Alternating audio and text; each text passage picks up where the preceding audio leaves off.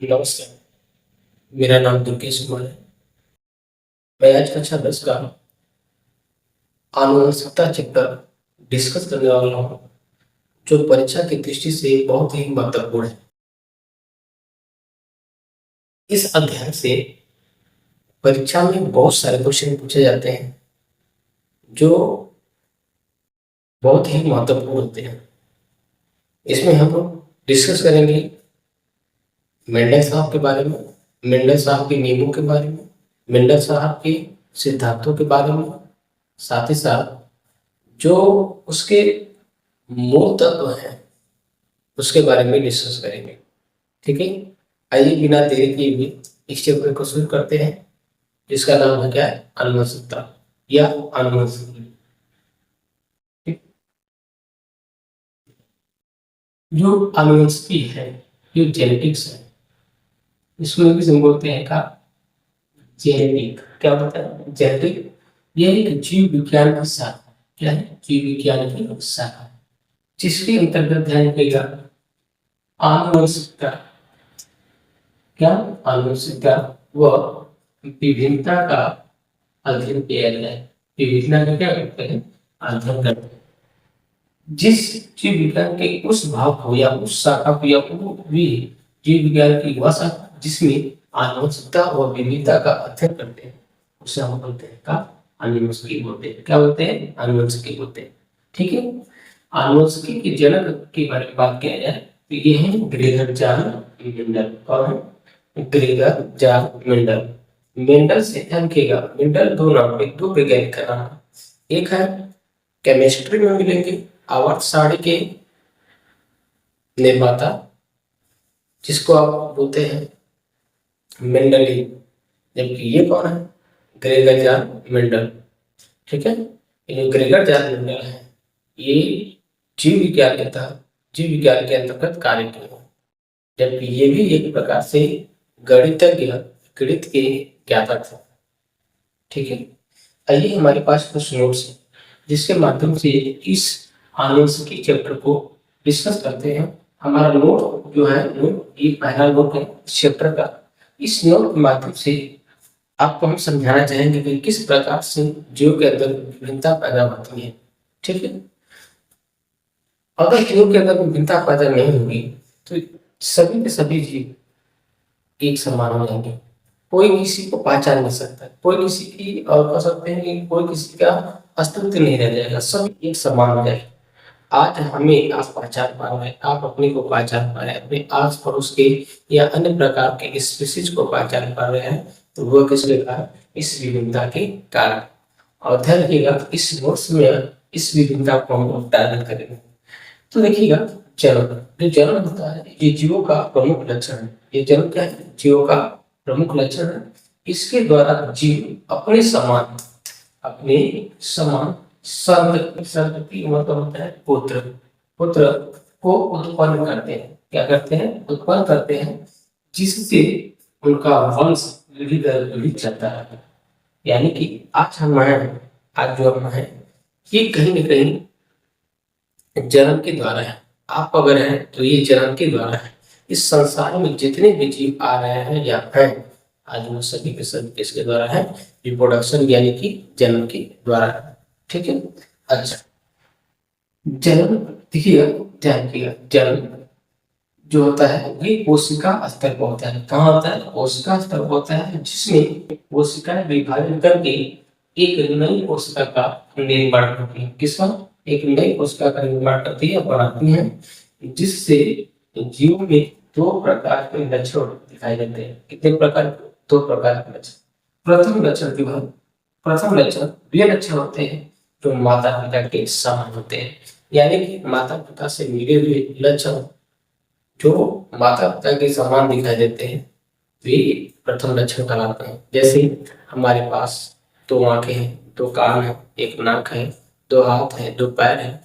ये हमारे पिताजी के, ये हमारे पिताजी, हमारे जनक जो है उनके अंदर के या अन्य प्रकार के जो जीव हैं, वे अपने माता पिता से लक्षण को लेकर आते हैं। साथ ही साथ दूसरा देखा जाए, दूसरा जो है लक्षण दिखाई देता है, वे दूसरा लक्षण क्या होता है? वे लक्षण जो माता पिता से भिन्न होते हैं। जैसे आपको कोई देख करके कह सकता है कि आप फलाने के लड़के हैं, ये नहीं कह सकता।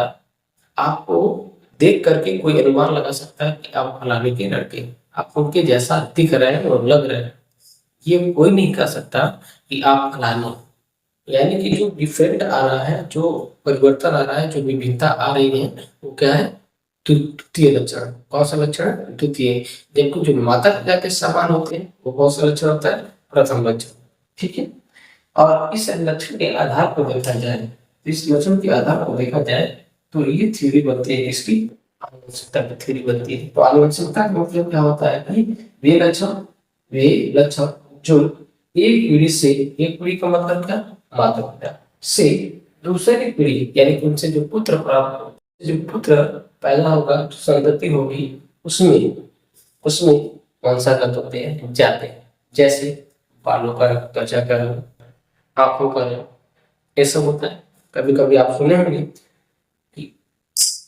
कि आपकी आंखें बड़ी, आपके जो तौर तरीके हैं ये किसको पड़े? पिताजी को पड़े। तो ये क्या है? ये लक्षण है। तो ध्यान रखिएगा, आनुवंशिकता क्या है? आनुवंशिकता की बहुत सारी थ्योरी पूछ दी जाती है। तो आनुवंशिकता थ्योरी जो है, वे लक्षण जो एक पीढ़ी से दूसरी पीढ़ी में, यानी कि माता पिता से पुत्र में जाते हैं या वंशागत होते हैं, उसे बोलते हैं का आनुवंशिकता। क्या बोलते हैं? आनुवंशिकता कहते हैं।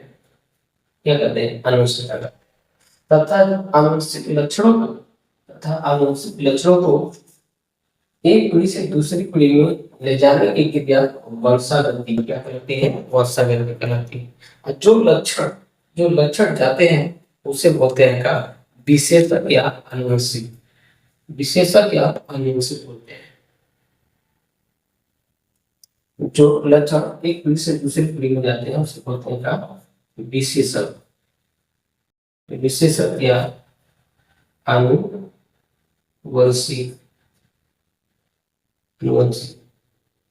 ठीक है। दिमाग में बात समझ में आई? दिमाग में ये सब बातें धस रही हैं। अगली हेडिंग हम लोग पढ़ाएंगे क्या? विभिन्नता। ये हमारी पहली हेडिंग हो गई। कौन सी? आनुवंशिकता। आनुवंशिकता की थ्योरी क्या थी? ये लक्षण भी एक पीढ़ी से दूसरी पीढ़ी में वंशागत होते हैं या जाते हैं, उसे बोलते हैं का आनुवंशिकता बोलते हैं। तथा जो लक्षण एक पीढ़ी से दूसरी पीढ़ी में जाते हैं, जाने की जो क्रिया करते हैं उसे बोलते हैं का वंशागति। क्या होते हैं? वंशागति बोलती है। जो लक्षण जाते हैं उसको बोलते हैं विशेषक या आनुवंशिकी। ठीक है। अगली हेडिंग हम लोग बनाएंगे क्या? विभिन्नता। अगली हेडिंग डालेंगे हम लोग विभिन्नता।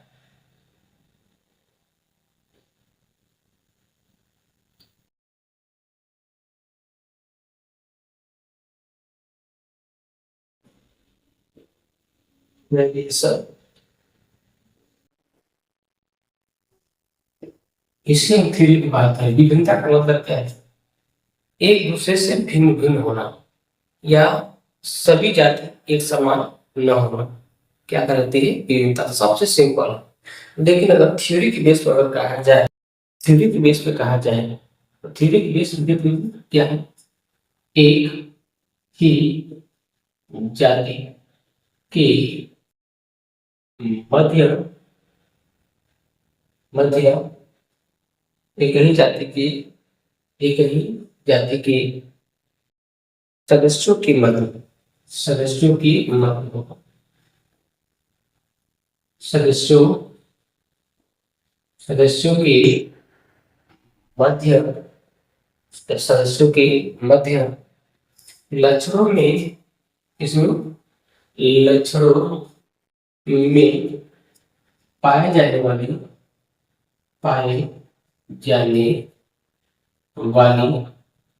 असमानता असमानता या असमानता या अंतर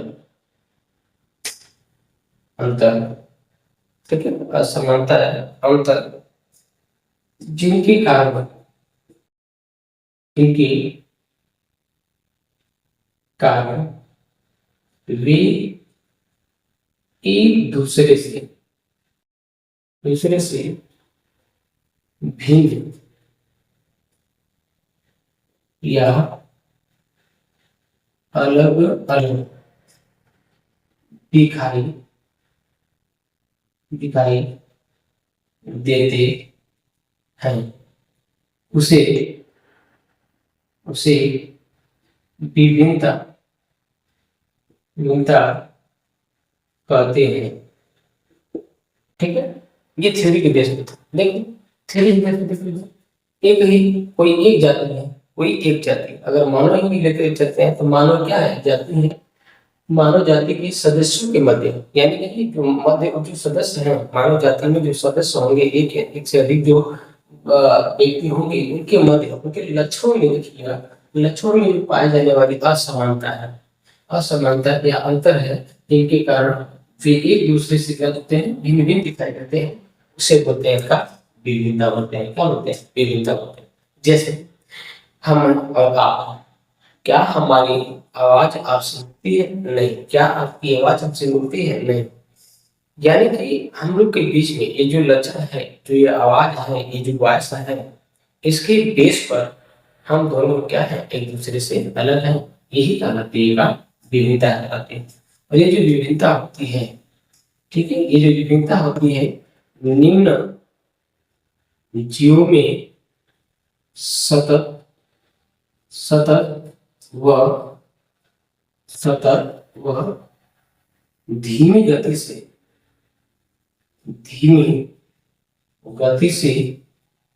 होती है, जिसके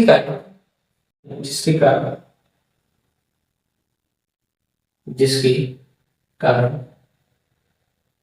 जीव या जय विकास होता है। क्या होता है, जीव का विकास होता है। ठीक है, अगर हम बात करें विभिन्नता की, इसकी विभिन्नता की, तो विभिन्नता की देखिएगा, विभिन्नता के दो प्रकार होती है, दो प्रकार की। कितने प्रकार, दो प्रकार के। तो सेकंड टॉपिक क्या हम विभिन्नता के प्रकार, विभिन्नता के प्रकार, टाइप ऑफ वेरिएशन। ध्यान रखिएगा, ये विभिन्नता कितने प्रकार की होती है, दो प्रकार की होती है। एक होती है कायिक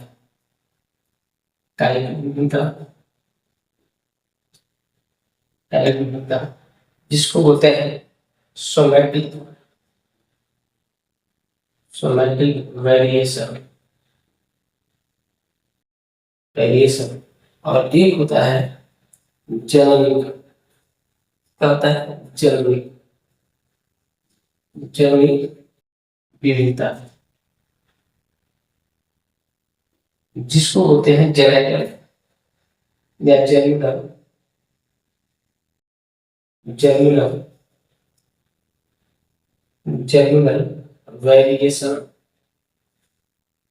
वेरिएशन। एकदम सिंपल तरीके से हम बताएंगे, ये तब दोनों झटके में समझ में आते हैं।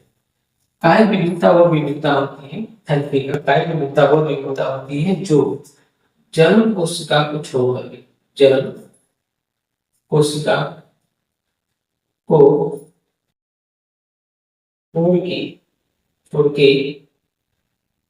छोड़ के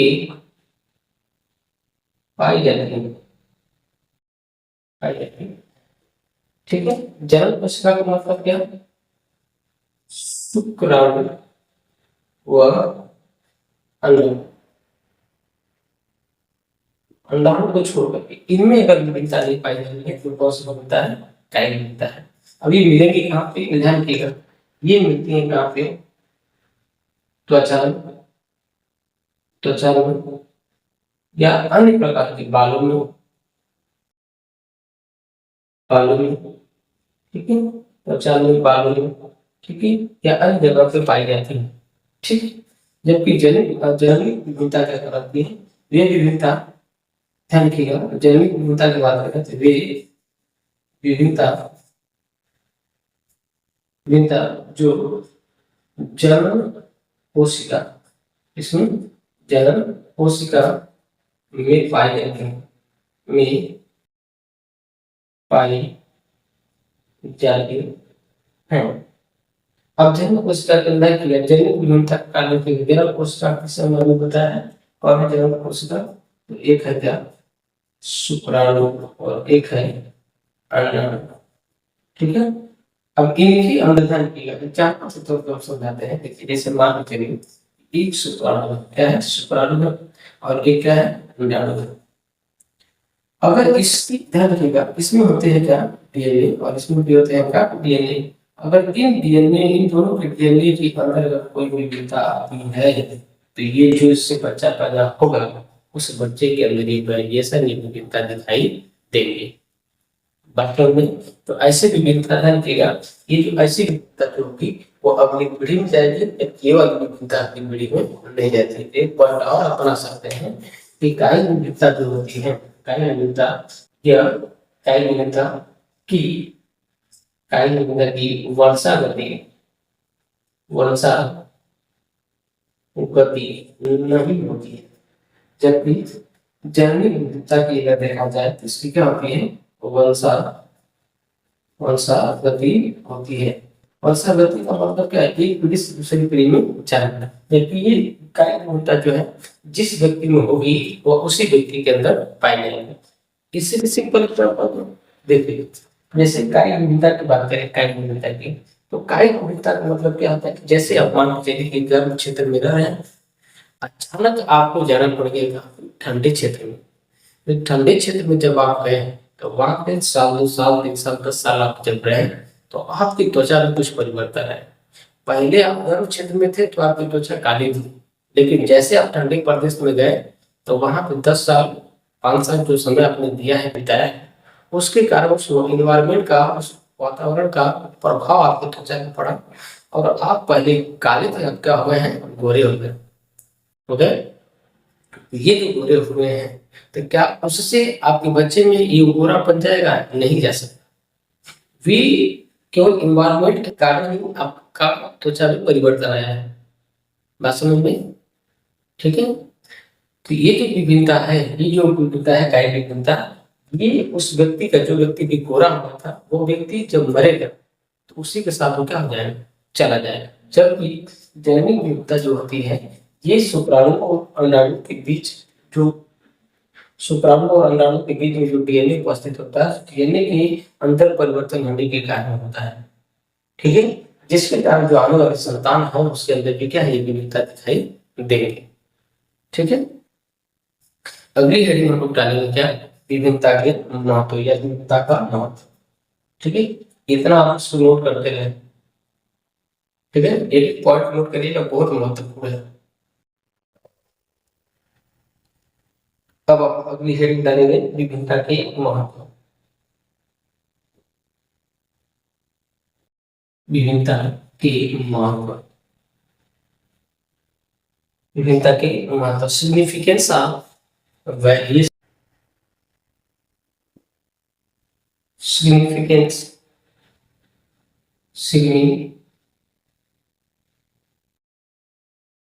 significance of variation। देखिए इसमें तीन पॉइंट आपको बताएंगे जो बहुत ही महत्वपूर्ण है और इससे परीक्षा में बहुत बात पूछा जाता है। ये बहुत बार परीक्षा में पूछा गया है तो इसको आप स्टार बना करके नोट करके अपने नोटबुक में लिखेंगे।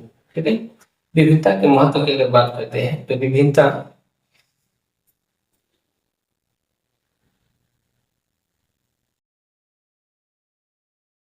के महत्व की बात करते हैं तो सबसे पहला महत्व अगर देखा जाए अगर ये विभिन्नता पैदा नहीं होगी तो क्या जीवों का विकास होगा? नहीं होगा। आज आप किसी भी जीव को देख पाते हैं जैसे मछली है, बकरी है, गाय है, भैंस है या किसी अन्य प्रकार के जीव को देख पाते हैं तो ये किसके कारण आप उसको पहचान पाते हैं? सर ये बकरी है, ये गाय है, ये हाथी है, ये अन्य प्रकार की चीजें है, ये मानव है या ऐसे समथिंग कुछ करके बताते हैं तो किसके कारण? वेरिएशन के कारण। किसके कारण? वेरिएशन यानी कि विभिन्नता के कारण। अगर विभिन्नता ना होती तो सभी के सभी तर्क पे पाए जाने वाले जीव क्या होंगे? एक समान होंगे। तो एक समान जीव होंगे तो कोई किसी को पहचान नहीं सकता। ठीक है, तो सबसे पहला पॉइंट अगर देखा जाए विभिन्नता जो होती है विविधता विविधता जैव विकास जैव विकास का आधार है। क्या है? यानी कि जीव के विकास का क्या है? बेस है, आधार है। अगर जीव का जो विकास हो रहा है उसमें अगर विविधता नहीं है तो उसका आधार नहीं हो सकता। ठीक है, आज जो भी आप चीज को पहचान पा रहे हैं किसकी कैसे पहचान पा रहे हैं? विविधता के कारण।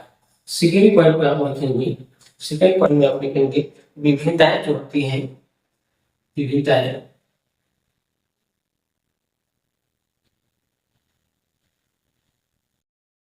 विभिन्नताएं आनुवंशिक विभिन्नताएं आनुवंशिकता का आनुवंशिकता आनुवंशिकता आधार होती है।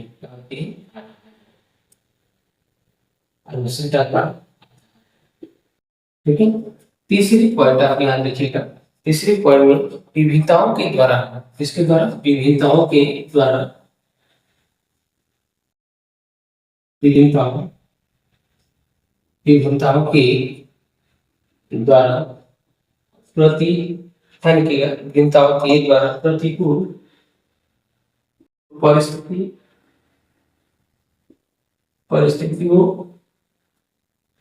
परिस्थितियों के प्रति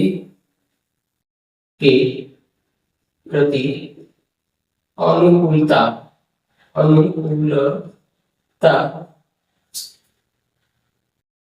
बनाती है। ठीक है, ये 3 पॉइंट बहुत ही महत्वपूर्ण है। अगर 3 पॉइंट हो जा रहे हैं तो बहुत बहुत धन्यवाद और बहुत बहुत शुभकामनाएं। ये 3 पॉइंट जो है आपको 2 नंबर, 1 नंबर और समथिंग ऐसे क्वेश्चन पूछे जाते हैं इसमें। ठीक है, तो आप इसको विशेष करके याद करने का कार्य करेगा। ये बहुत ही महत्वपूर्ण है, आप लिख दीजिएगा। ठीक है, विभिन्नता के महत्व कौन से हैं? जीव का विकास करने में विभिन्नता बहुत महत्वपूर्ण है। विभिन्नता आनुवंशिकता का क्या है? आधार है। तो दूसरी चीज, विभिन्नताओं के द्वारा प्रतिकूल परिस्थिति के प्रति अनुकूलता बढ़ाती है। क्या बढ़ती है? अनुकूलता बढ़ाती है। ठीक, अगली हेडिंग हम लोग बनाएंगे, अगली हेडिंग बनाएंगे इस चैप्टर का, जो कह सकते हैं कि आत्मा, वो है मेंडलवाद। क्या है? आपको इसके आगे का अगले वीडियो में बताया जाएगा।